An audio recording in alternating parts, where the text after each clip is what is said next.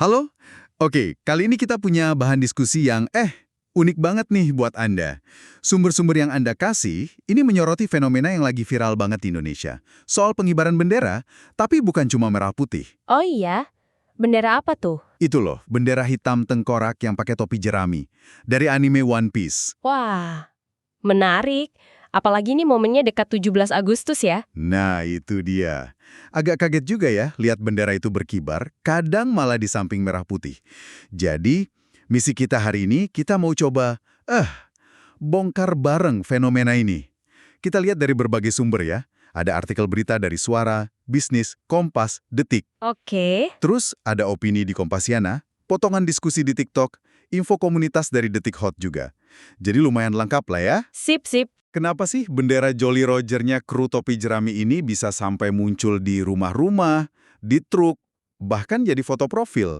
Nah, mari kita telusuri bareng apa sih makna di baliknya. Oke, mungkin gini. Penting buat kita pahami dulu arti bendera ini di dalam cerita One Piece itu sendiri ya, biar konteksnya dapat. Setuju, setuju. Ini tuh bukan sekedar simbol bajak laut biasa aja gitu. Sumber-sumber Anda ini rata-rata nyebutin kalau ini tuh lambang pencarian kebebasan. Terus juga soal persahabatan yang solid banget dan perlawanan terhadap tirani, khususnya ke pemerintahan dunia yang opresif di cerita itu. Pemerintahan dunia ya? Oke. Nah, lebih spesifik lagi, ini sering banget dikaitin sama perlawanan ke Tenryubito atau kaum naga langit itu loh. Ah, iya ya, Tenryubito. Yang Iya, yang itu. Mereka kan simbol elit yang absolut banget di cerita. Keturunan raja-raja pendiri, arogan, kebal hukum, pokoknya ngerasa di atas segalanya. Sangat terpisah dari rakyat biasa. Sampai pakai gelembung udara kan, biar nggak hirup udara yang sama. Itu jelas banget representasi arogansi kekuasaan. simbol perlawanan terhadap elit yang merasa superior gitu ya. Menarik banget. Dan kalau kita lihat sumber kayak di suara.com nih, momen munculnya itu pas banget sebelum HUT RI ke-80. Itu yang bikin jadi, wah, heboh gitu ya. Betul sekali, timingnya itu kunci. Sampai muncul pertanyaan di publik, ini ancaman Tenryub itu beneran ada apa gimana nih? Gitu kan kayak ada cermin antara fiksi sama realita yang dirasain sebagian orang. Tepat, kaitan waktu itu jadi pemicu utama diskusinya. Nah, kalau kita coba rangkum dari berbagai sumber yang Anda kumpulin tadi, fenomena ini tuh kayaknya punya beberapa lapisan makna gitu, saling terkait. Yang pertama, ini jelas banget fungsinya sebagai protes simbolik. Protes ya? Iya, banyak netizen kayak yang dikutip Detik Pop atau yang kelihatan di TikTok, itu pakai bendera ini sebagai sindiran. Mungkin ke kondisi sosial atau perilaku elit yang dianggap mirip Tenryubito. Ada sentimen soal misalnya nih, pemerintah narik upeti tapi timbal baliknya minim. Atau ada juga yang bilang sistem sekarang mengkhianati nilai negara. Jadi bendera Luffy rasanya lebih mewakili harapan buat mereka. Gitu. Wah, dalam juga ya ternyata. Terus yang kedua, ada analisis di Kompasiana yang lihat ini sebagai gejala keresahan dan krisis representasi. Terutama di kalangan anak muda nih. Keresahan gimana tuh? Ya, mungkin simbol negara yang resmi itu terasa gimana ya, formalitas aja gitu. Sementara narasi di One Piece soal perjuangan, kesetiaan nakama, itu kan penting banget. Terus melawan ketidakadilan.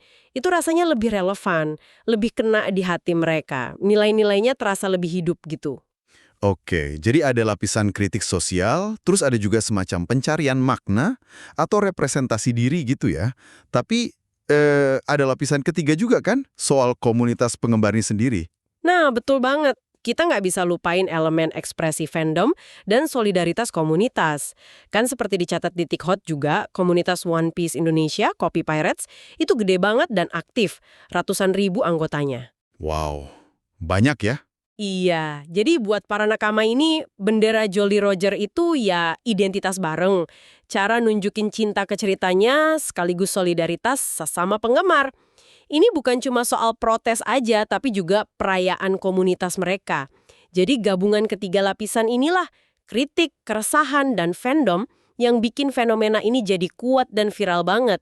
Simbol yang udah punya makna kuat di cerita, diadopsi sama komunitas yang solid buat nyuarain sesuatu yang lebih luas lagi. Masuk akal sih kalau gitu jadi viral ya. Tapi Tentu aja fenomena seunik ini pasti ada reaksi macam-macam dong ya. Pasti. Selain jadi omongan hangat, sumber dari suara.com sama bisnis.com itu ngelaporin ada kekhawatiran juga dari beberapa pihak, termasuk legislator katanya. Oh ya, khawatir soal apa? Ya ada yang ngelihatnya sebagai potensi makar atau pemecah belah gitu. Terus ahli kebijakan publik, ini dikutip kompas.com, juga ngingetin soal potensi sanksi hukum. Sanksi hukum. Iya, berdasarkan UU nomor 24 tahun 2009, kalau dianggap melecehkan simbol negara. Nah, penting nih kita catat di sini ya, sumber-sumber ini kan memuat berbagai pandangan. Dan kita di sini posisinya cuma memaparkan aja ragam perspektif yang ada buat Anda. Kita nggak ambil sisi manapun. Oke, jelas. Jadi, intinya sih kita lihat gimana sebuah simbol dari budaya pop itu bisa diadopsi secara luas ya. Terus dikasih makna yang berlapis sama masyarakat, mulai dari sekedar identitas komunitas penggemar, terus jadi ekspresi keresahan, sampai jadi medium buat kritik sosial yang lebih tajam mungkin ya. Ini nunjukin betapa kuatnya narasi fiksi itu bisa jadi alat bantu buat Anda untuk memahami bahkan mungkin menyuarakan pandangan tentang realitas sosial di sekitar kita. Iya, betul banget.